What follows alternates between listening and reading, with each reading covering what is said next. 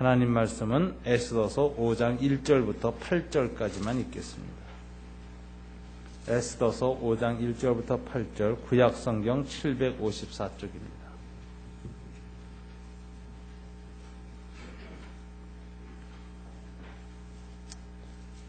(5장 1절) 제가 먼저 읽겠습니다.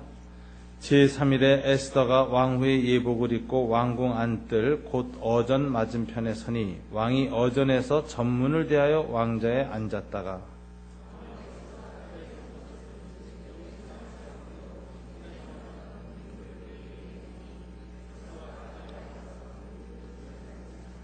왕이 이르되 왕후 에스더여 그대의 소원이 무엇이며 요구가 무엇이냐 나라의 절반이라도 그대에게 주겠노라 하니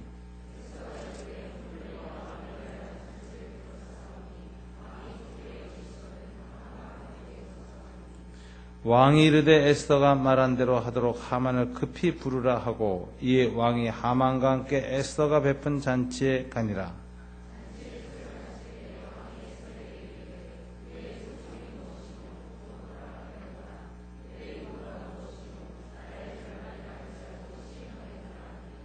에스더가 대답하여 이르되 나의 소총 나의 요구가 이러하니이다. 내가 만일 왕의 목전에서 은혜를 입었고 왕이 내 소총을 허락하시며 내 요구를 시행하시기를 좋게 여기시면 내가 왕과 하만을 위하여 베푸는 잔치에 또 오소서. 내일은 왕의 말씀대로 하리이다 하니라. 아멘.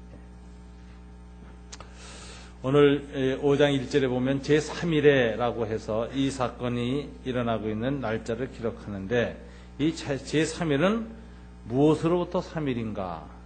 그 앞에 보면은 금식한 지 3일 후입니다. 16절에 보면 유대인들은 다 밤낮 3일을 먹지도 말고 마시지도 말고 금식했고 왕후 에스더도 시녀와 더불어 3일 금식한 후에 왕에게 나아가겠다고 말했습니다. 그래서 3일 된다는 말은 제3일은 금식을 하고 지난 3일째 되는 날에 에스더가 왕후의 예복을 입고 왕궁 안뜰 곧 어전 맞은편에 서니라고 되어 있습니다. 또 2절에 보면 왕후 에스더가 뜰에 선 것을 본즉 1, 2절에서 강조되는 단어가 서 있다라는 단어입니다. 왕후 에스더는 지금 서 있습니다. 이 서 있는 자리는 우리가 서 있는 삶의 자리를 보여주는 것입니다. 저와 여러분은 2011년 오늘 첫 예배 시간 서 있는 자리가 어떤 자리입니까? 우리들의 삶의 자리를 보여주는 에스더의 이 서 있음, 어디 앞에 서 있는가 우리가 좀 생각해 볼 필요가 있습니다. 오늘 본문에 보면 아수에로 왕의 어전 문 앞에 서 있습니다. 왕이 어전에서 전문을 대하여 왕자에 앉았다가 왕후 에스더가 뜰에 선 것을 본즉 뜰에 섰는데 어전 전문 바깥에 뜰에 딱 서 있는 겁니다. 그래서 왕자에 앉아서 전문을 마주보고 앉아있고 그 전문 바깥에는 뜰까지 보이는데 거기에 에스더가 딱 서 있는 걸 왕이 어전 회의를 하다가 딱 본 것입니다. 근데 이 에스더가 서 있는데 어떤 모습으로 서 있었는가? 5장 1절에 보면 왕후의 예복을 입고 서 있었다 그래요. 왜 에스더는 왕후의 예복을 갖춰 입고 서 있었을까요? 에스더가 지금 왕 앞에 나아가는 목적이 개인적이고 사사로운 것이 아니라는 걸 보여주는 것입니다. 왕후로서 드려야 할 요청이 있어서 지금 왕 앞에 나아간 것입니다. 그래서 공적인 자세, 사사로운 문제가 아니라는 것을 분명히 하고 왕후의 예복을 입고 왕 앞에 섰습니다.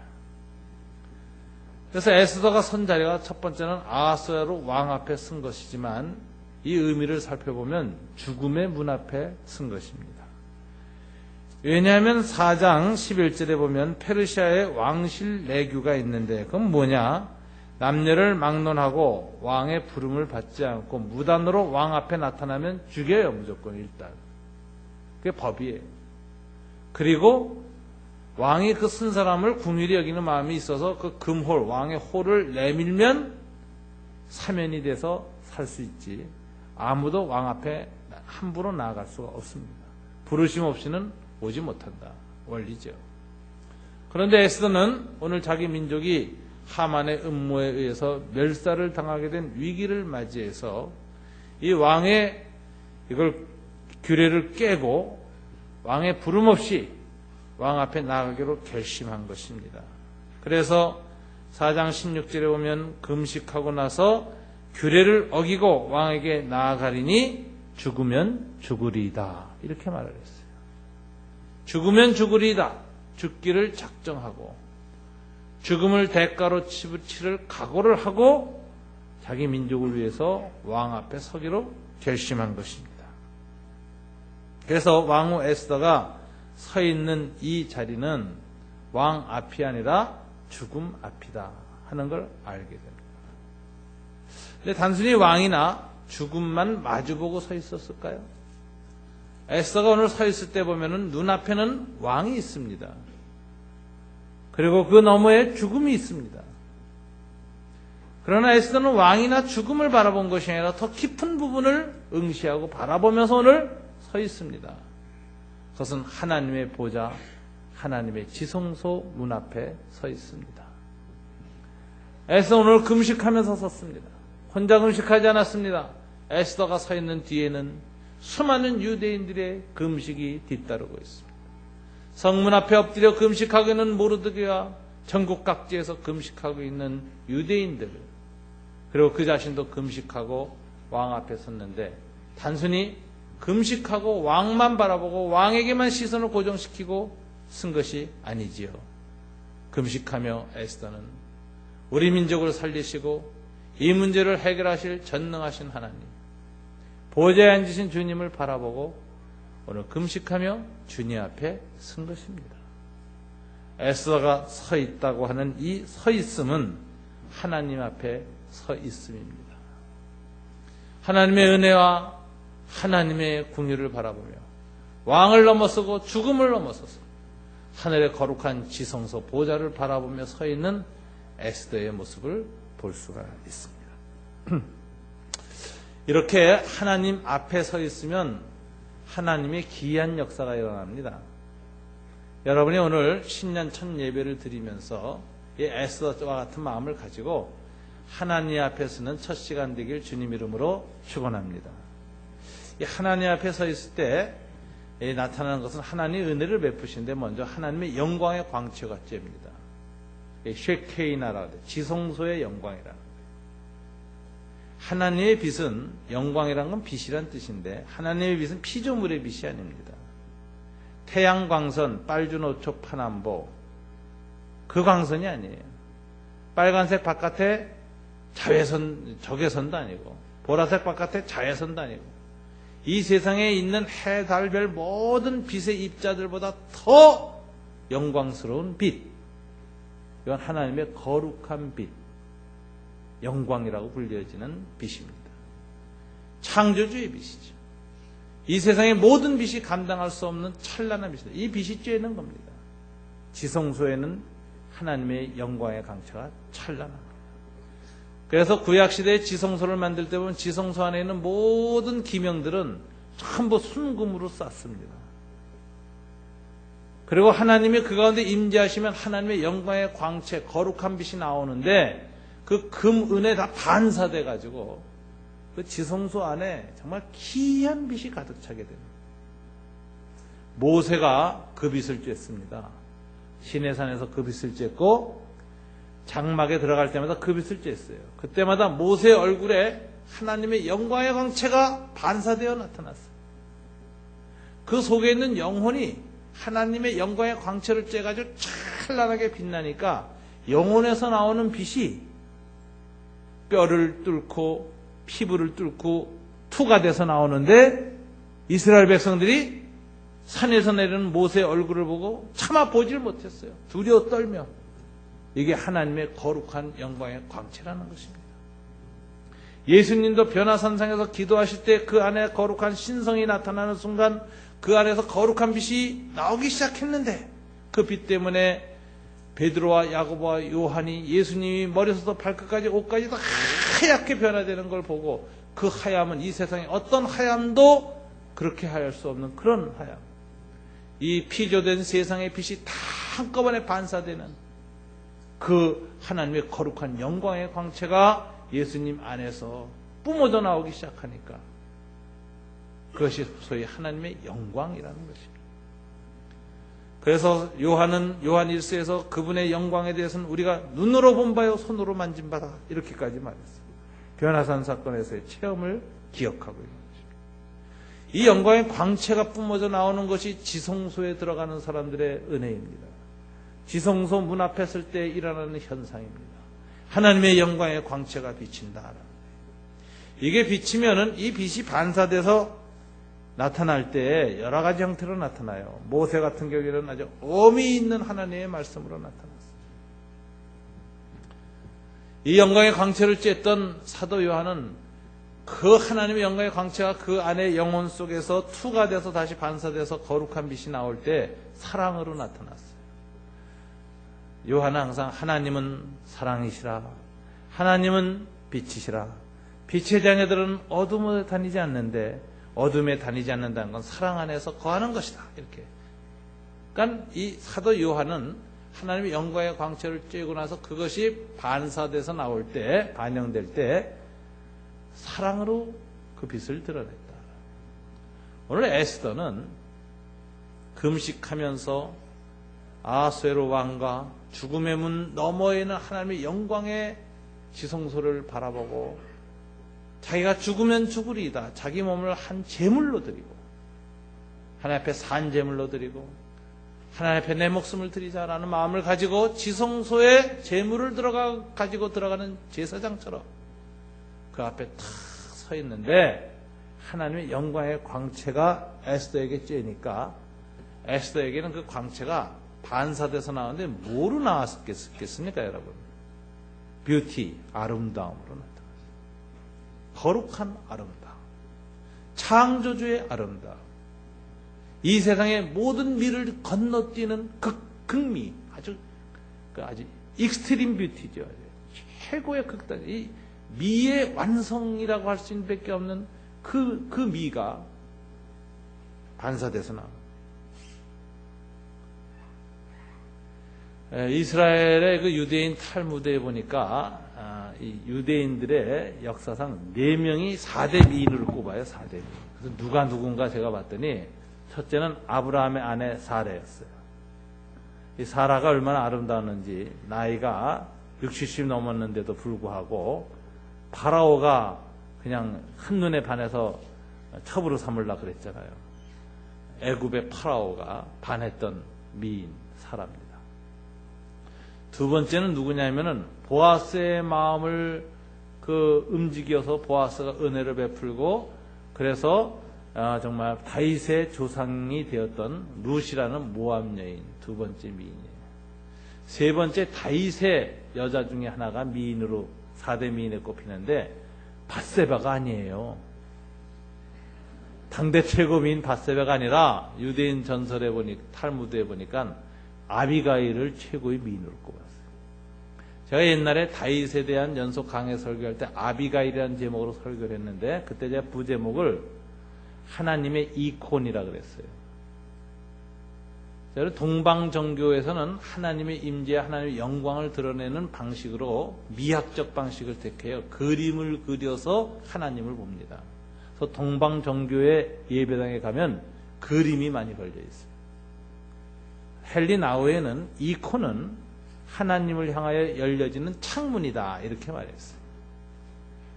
그래서 성경을 통해서 하나님을 보기도 하고 성령님을 통해서 직관적으로 하나님을 알기도 하지만 성화, 거룩한 그림들을 통해서 하나님을 볼 수 있다.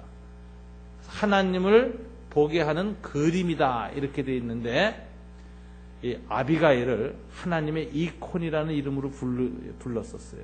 아비가일의 아름다움이 굉장히 하나님에 대한 아름다움을 드러내는 여자였기 때문에 이 세 번째 미인으로 들어가고요. 네 번째 미인이 에스더입니다. 근데 이 미인들의 특징이 뭐냐면은 외모나 이렇게 잘생긴 이런 치장한 이런 인간이 만든 아름다움이 아니고 피조물의 아름다움이고 피조물의 아름다움을 건너뛰는 아름다움이 임했다는 거예요. 이건 하나님만이 줄 수 있는 아름다움. 하나님만이 덧입혀 줄 수 있는 아름다움으로 빛났다. 그래서 이 여인들의 한결같은 특징은 하나님 앞에 순종하고 하나님의 영광을 사모하고 하나님을 바라본 사람입니다. 하나님의 쉐케나의 이 영광이 임한 사람들입니다.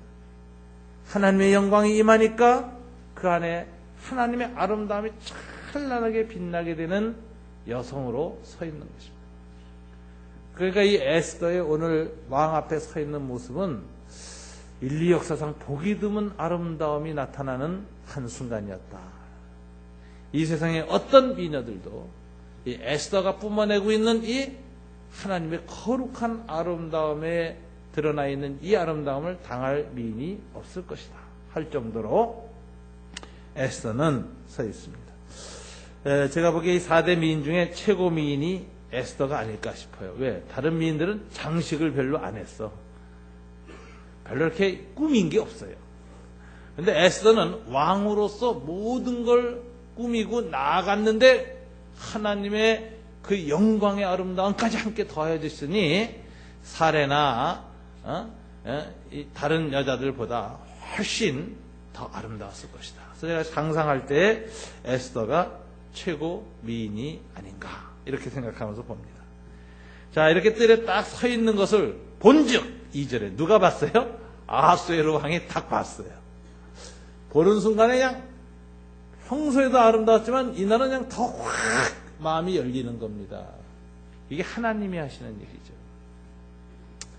하나님이 그 마음을 열으셨는데 2절에 보니까 매우 사랑스러움으로 손에 잡았던 금규를 그에게 내미니 에스더가 가까이 가서 그 금규를 만진지라. 왕이 이르되 왕이 에스더여 그대의 소원이 무엇이며 요구가 무엇이냐 나라의 절반이라도 그대에게 주겠노라 하니 이 왕이 순간적으로 에스더를 보는 순간에 하나님이 왕의 마음속에 뇌에다가 한 가지 일을 일으켰어요. 이 뇌에서 도파민이라는 효소가 이 호르몬이 있는데 요게 터져 나오면은 젊은 베르테르처럼 되는 거예요. 이게 큐피드의 화살이거든요.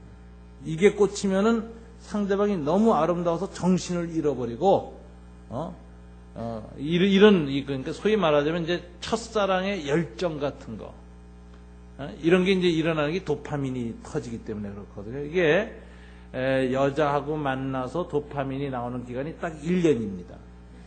그러니까 1년 동안만 열정적이 돼요. 그 다음부터는 이제 권태가 오는데 이 1년 동안에 평소에 남녀가 대화를 많이 해서 인격적인 통합이 이루어져야 도파민이 끊어져도 사랑의 위성은 궤도를 돈다. 근데 도파민이 끊어졌는데 이 인격적인 대화를 안 해서 궤도에 못 들어가면 사랑의 위성은 추락하는 거예요. 그래서 이혼하고 헤어지는 겁니다. 그러니까 기간은 1년이에요. 1년 안에 이 도파민을 잘 사용해요. 이 도파민을 낭비하는 방법 중에 하나가 육체적 성적 접촉을 하는 거예요.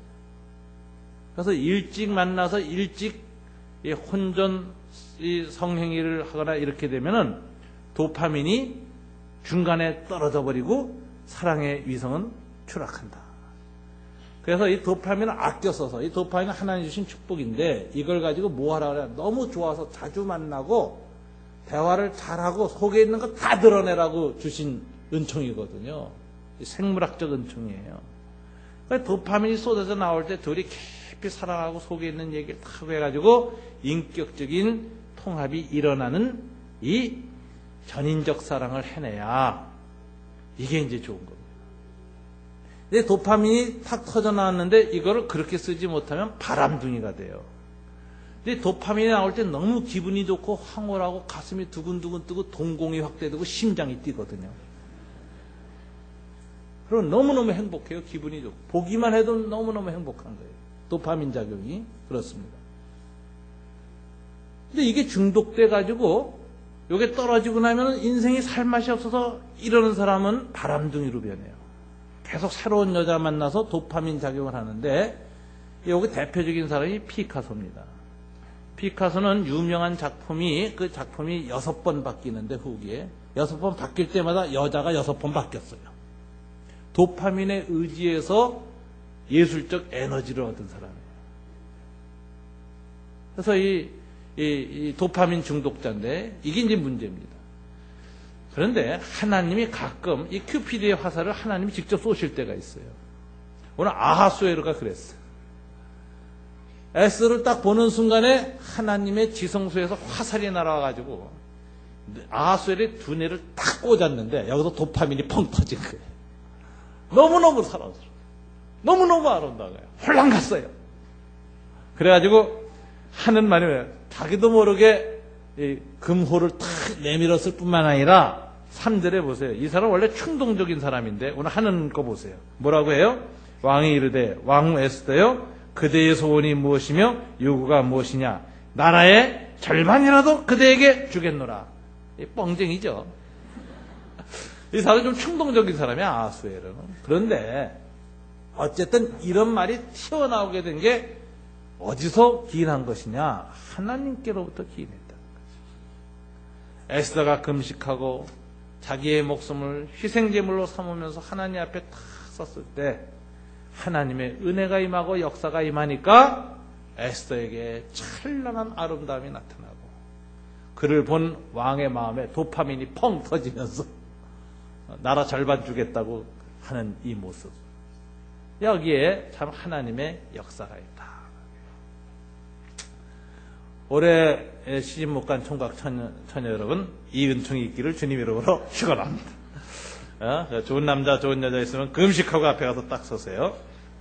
하나님께서 도파민을 터뜨리셔서 뭐 다 주겠다, 목숨이라도 주겠다, 이런 일이 일어나는 은혜를 누리시기를 바랍니다.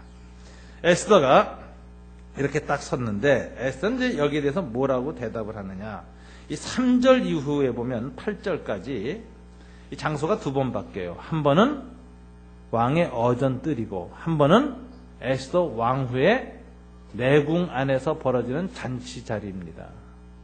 그래서 이 에스더서 5장은 사실 막이 3막으로 구성되어 있어요. 마지막 막이 하만의 집 이렇게 되어 있는데 오늘은 두 막만 보겠습니다만 하여튼 이 두 막으로 바뀌는데 이때 주된 단어, 반복되는 단어, 이 에스더서 기자가 성령에 감동해서 기록할 때 강조되는 단어가 딱 두 개가 나요. 4번 걸쳐서 나오는 단어인데 소원과 소총과 요구라는 단어입니다. 두 번은 왕이 말하고 두 번은 에스더가 말합니다. 그래서 반복되는 단어. 이 1절부터 8절까지 다 있구나 마음속에 딱 마지막에 남는 단어는 소총과 요구라는 단어만 성령이 남기시는 거예요. 이게 아주 요절이죠. 키워드입니다. 자, 왕이 3절에 보면 에스더여 그대의 소원이 무엇이며 요구가 무엇이냐라고 말했습니다. 또 두 번째 잔치자리로 갔을 때 이 첫 번째 잔치자리 갔을 때 6절에 보면은 술을 마신 후에 왕이 에스더에게 이르되 그대의 소청이 무엇이냐 곧 허락하겠노라 그대의 요구가 무엇이냐 나라의 절반이라 할지라도 시행하겠노라. 이번에 또 나라의 절반 주겠다 그러는데 이때는 충동적인 게 아닌 겁니다. 이 마음이 생긴 거예요. 정말 절반이라도 줘야지. 그런데 이때도 그대의 소청이 뭐냐 요구가 뭐냐 이렇게 또 말했어요. 그러자 왕이 두 번 반복한 이 단어를 에스더가 두 번 또 반복합니다. 7절 8절 보세요. 에스더가 대답하여 이르되 나의 소청 나의 요구가 이러하니이다 이렇게 말하고 8절에 보면 내가 만일 왕의 목전에서 은혜를 입었고 왕이 내 소청을 허락하시며 내 요구를 시행하시기를 좋게 여기시면 내가 왕과 하만을 위하여 베푸는 잔치에 또 오소서 내일은 왕의 말씀대로 하리이다 하니라. 오늘 에스더와 이 왕 사이에서 반복되는 단어가 소청과 요구입니다. 오늘 신년 첫 주 예배를 드리면서 여러분들은 2011년을 향한 나름대로의 하나님 앞에서의 소청과 요구가 있을 겁니다. 마음에 어떤 소원이 있을 겁니다. 기도가 있을 것입니다. 금년에는 이 일이 꼭 이루어졌으면 하는 간구가 여러분 안에 다 있을 것입니다. 근데 이 소청과 요구, 하나님 앞에서 할 때 어떤 자세로 하는 게 아름다운가? 인간의 소원은 하나님 앞에 기도로 나타날 때 가끔 집착의 기도가 나올 때가 있어요. 다급하고 절박할수록 그렇습니다. 오늘 에스더의 환경을 보십시오. 얼마나 이 기도와 이 소청과 요구가 다급하고 절박한 것입니까? 자기뿐만 아니라 자기 민족이 다 죽게 생겼습니다. 멸살당하게 생겼습니다. 민족의 운명이 자기에게 달렸습니다. 이미 왕의 조서는 도장이 찍혔습니다. 조서는 번역돼서 페르시아 전도로 전달되고 있습니다. 시간이 없습니다. 얼마나 절박합니까? 그런데도 에스더는 놀랍게도 오늘 왕이 이렇게 얘기하는데 그 소원을 빨리 말하질 않아요. 오늘 뭐라고 해요? 첫 번째 이 왕이 3절에서 그대의 소원이 무엇이고 요구가 무엇이냐 나라의 절반이라도 주겠노라 했을 때 에스더는 뭐라고 했습니까? 오늘 내가 왕을 위하여 잔치를 베풀어 싸우니 왕이 좋게 여기시거든 하만과 함께 오소서. 소청 얘기 안 해요. 잔치에 와주십시오. 잔치에 와서 또다시 왕이 이 얘기를 했을 때 에스더가 오늘 6절에 보면은 8절에 보면은 내가 왕과 하만을 위하여 베푸는 잔치에 또 오소서 그리하시면 내일은 내 소원과 소청과 요구를 왕의 말씀대로 아뢰리이다. 이렇게 말해요. 여기 에스더를 가만히 보면 아주 절박한 기도, 간절한 기도임에도 불구하고 호흡 조절을 잘하고 있는 걸 볼 수 있어요. 여러분, 이 호흡 조절을 못하는 사람들은 대체로 기도할 때 보면 집착의 기도를 합니다. 소리 질러요, 부르짖어요. 꼭 이루어달라고 막 몸부림쳐요. 안 이루어지면 주님이라도 죽일 것처럼 덤비는 거예요. 금식한다고 하면서 단식 농성 투쟁하듯이 주님 앞에 나가서 들어놓는 거예요. 배째라. 그러고. 이거 안 들어주면 배째시오. 이러시고. 이런 기도가 제일 안 좋은 기도입니다. 이걸 집착의 기도라고 해요. 집착의 기도는 대체로 어디서 오느냐? 첫째는 욕심 때문에 와요. 사람이 욕심이 많으면 그 욕망에 근거한 기도가 나오는데 이런 기도는 하나님이 기가 막히게 잘하시고 거절하십니다. 안 들어줘요. 목이 터져라 외쳐보세요. 주님이 눈 하나로도 깜짝하나. 죄가 섞인 기도는 주님이 응답을 안 합니다. 두 번째는 집착의 기도의 특징은 본능과 연결된 기도. 살고자 하는 본능. 더 부자가 되고 싶은 본능. 더 정말 인정받고 싶은 본능. 이런 본능과 연관된 기도가 집착 기도로 나가기가 쉬워요. 그래서 이건 기도를 하고 종교성은 있지만 그것이 깨끗하지 않지. 무엇인가 더럽고 무엇인가 불결하죠. 한국 사람들의 기도 행위 중에 하나가 통성기도라는 게 있고 그 기도가 다 나쁘진 않습니다만 잘못하면 통성기도에 약점이 있어요. 뭐냐? 생각 없이 부르짖게 한다. 급하게 소리만 지르게 한다. 하나님의 말씀으로 자기의 기도를 스캔을 못하는 거예요. 구별을 해보고 필터링을 하고 걸러내고 하면서 정화된 기도를 하나님께 올려야 되는데 정화 안 시키고 팍 통성으로 부르짖다 보면 거품이 버글버글 끈 기도가 하나님 앞에 올라간다. 욕망과 죄악으로 오염된 기도를 하나님 앞에 막 쏟아 놓을 수가 있어요. 그래서 한국 사람들의 기도 행위 중에 그렇게 수없이 부르짖고 소리짓고 하면서도 그 많은 그리스도인들이 그렇게 매주 교회 와서 소리 지르고 기도하고 하면서도 기도 응답의 결과가 세상이 볼 때, 사회가 볼 때 아름다운 열매로 나타나지 않는 이유, 사회 정의가 실현되지 않는 이유, 한국 사회의 용서와 화해와 평화가 실현되지 않는 이유, 이거 다 우리의 기도가 집착의 기도기 때문에 그렇다. 욕심의 기도기 때문에, 본능의 기도기 때문에 그렇다. 이런 기도 주님이 안 들어주십니다. 그런데 저는 참 주님이 끝까지 안 들어주셨으면 좋겠는데 너무 부르짖으면 주님이 가끔 들어주세요. 그게 더 무서워요. 여러분 자녀들이 여러분한테 뭐 요구할 때 절대 안 들어주는 거 있죠? 뭐예요? 송곳 달라 그러고 동생 찌르려고 그럴 때 그거 들어주겠어요? 송곳 주겠어요? 총 사달라 그러고 아버지를 향해서 빵 쏘는 연습만 자꾸 한다. 그거 들어주면 안 되죠.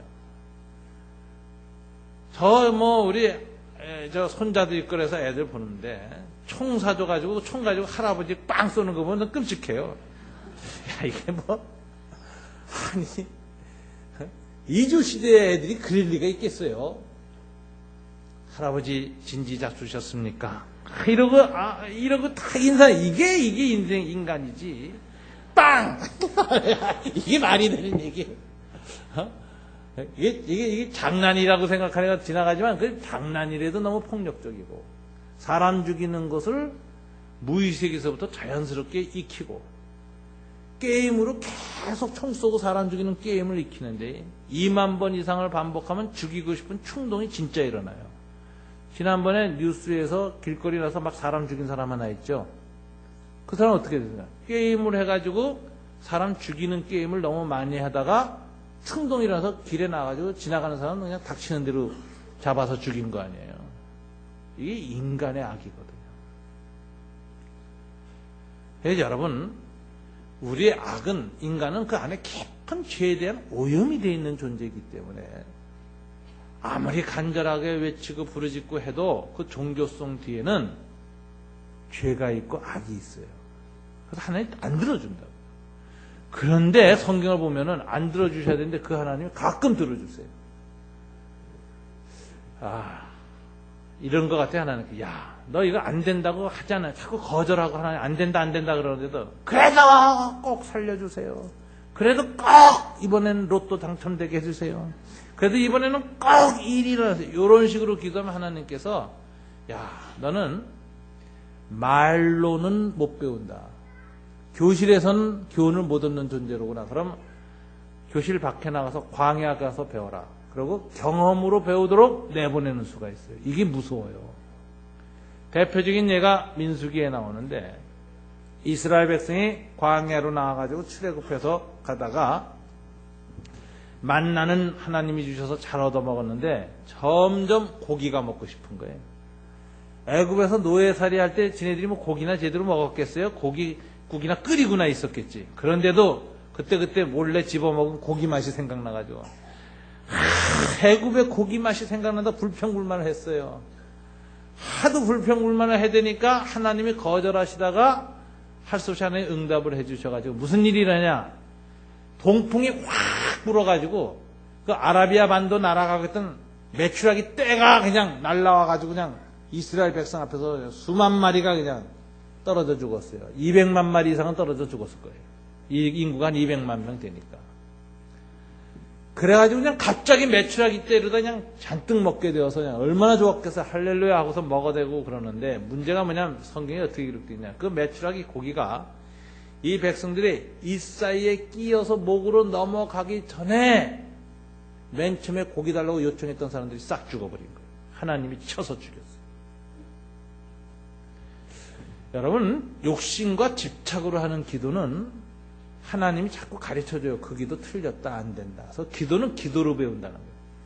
어떤 기도는 자꾸 하다 보면 내가 죄악과 본능과 욕심에서 어떤 이기심으로 하는 기도는 기도하다가 기도가 사라져요. 기도가 더 안 돼. 성령이 지워버려. 기도가 생각이 안 나. 저는 제가 기도하다가 기도가 사라지는 케이스를 많이 겪어요. 왜? 하나님이 기뻐하지 않는 기도는 사라지게 하셔. 그리고 성경 말씀이 떠올라요. 아유, 이거는 하나님이 기뻐하지 않는 기도인가 보다 깨달아지고, 또 어떤 기도를 하다 보면 스스로 내 양심이 드러나. 하나님 앞에서 아이고, 내가 하나님이라도 응답 안 하겠다 그러고 내려놔. 기도가 자꾸 정화된다고요, 기도하다 보면. 그런데 욕심이 걸렸고 집착이 일어난 사람은, 이 편집점적 집착이 일어나면 그 기도를 끝까지 부르짖어요. 그럼 하나님께서 쟤는 말로 해서 안 되겠다. 그럼 하나님이 쓴맛 좀 봐라, 허락을 하세요. 근데 기도가 응답받았다고 맨 처음 좋아하죠. 매출하기 떨어졌다고. 그런데 결과는 아주 나쁩니다. 그런 케이스를 많이 봤어요. 그렇기 때문에 하나님 앞에 이 소청과 요구가 있을 때 중요한 태도는 하나님 앞에서 급하게 다급하게 막무가내로 요청을 하는 게 아니라 하나님의 때와 하나님의 뜻을 살피면서 잘 갈무리하고 조절하고 호흡 조절하는 영성이 필요해요. 오늘 에스더가 그 모습을 보이고 있는 거예요. 급하게 말하지 않아요. 차근차근히 준비해가면서 하나님의 타이밍을 재가면서 소청과 요구를 말해야 될 때를 조절하고 있습니다. 이것은 자기의 절대적이고 급박한 상황을 상대화시키는 영성입니다. 자기 상대화라는 건 자기 부인이요. 자아를 십자가에 못 박는 거예요. 이래서 이것은 셀프 데니얼, 자기 부정입니다. 예수님이 이 기도의 모범을 보였죠. 예수님도 육신을 갖고 오신 인간이었기 때문에 삶의 본능이 있었습니다. 겟세마네 동산에서 기도하시는데 곧 다가올 죽음을 바라보시면서 아버지여 이 잔을 내게서 물리쳐 주옵소서라고 부르짖었습니다. 주님이 주시는 잔은 단순한 죽음이 아니라 하나님의 진노와 저주의 잔이었기 때문에 하나님의 아들로서 그 진노와 저주의 잔을 받는다는 게 너무 고통스러웠던 것이었어요. 주님이 3번씩이나 이걸 부르짖었습니다. 기도하는 중에 피땀이 흘렀다고까지 얘기했습니다. 너무 갈등과 고통 속에서 부르짖었어요.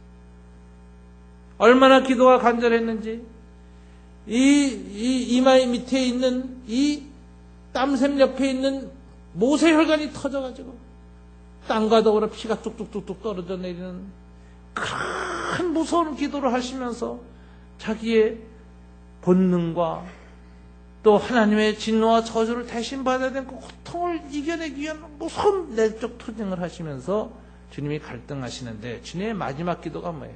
그러나 내 뜻대로 마옵시고 아버지 뜻대로 하옵소서. 그러시고 십자가에서 죽으신 겁니다.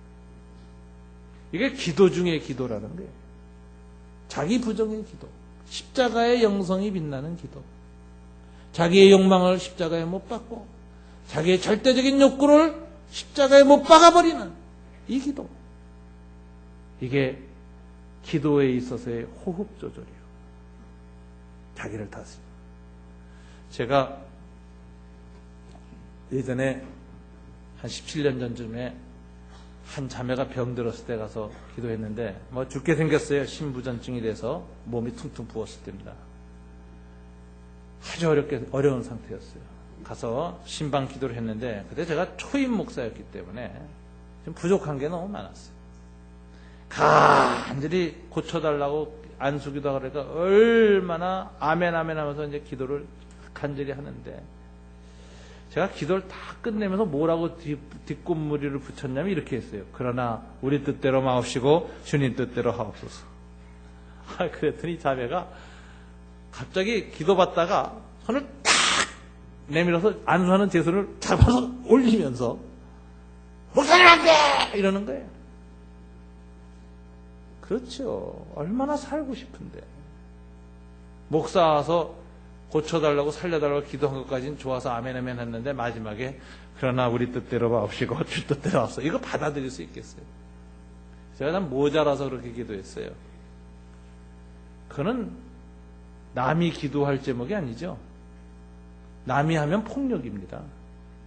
본인 살고 싶어서 그런데 내가 죽게 해 주옵소서 이러면 폭력이지. 목사가 가서 기도로 폭력을 행하는 거죠. 그 기도가 아무리 옳은 기도라도 그 기도는 본인이 스스로 해야 돼요. 내 뜻대로 마옵시고 아버지 뜻대로 하옵소서. 근데 목사가 가서 그렇게 해버리니까 폭력이 됐죠. 제가 그 교훈을 잘 깨달아서 요즘은 절대로 그런 기도를 안 합니다. 안심하고 받으세요. 살려달라고만 기도해요. 그러나 속으로는 본인이 못 듣게를 이렇게 기도합니다. 그러나 살든지 죽든지 주님의 영광을 바라보게 도와주십시오. 이렇게 기도해요. 우리의 기도가 아무리 절박하고 절실하고 내 본능과 내 형편에 아주 간절한 소청과 요구가 있다 할지라도 하나님의 지성소 앞에서 하나님의 보좌 앞에서 그 소청을 얘기할 때에는 하나님 앞에서 호흡을 고르는 일이 필요합니다. 성령 안에서, 말씀 안에서, 양심 안에서 잘 살펴서 하나님이 가다듬은 기도가 일어나야 돼요.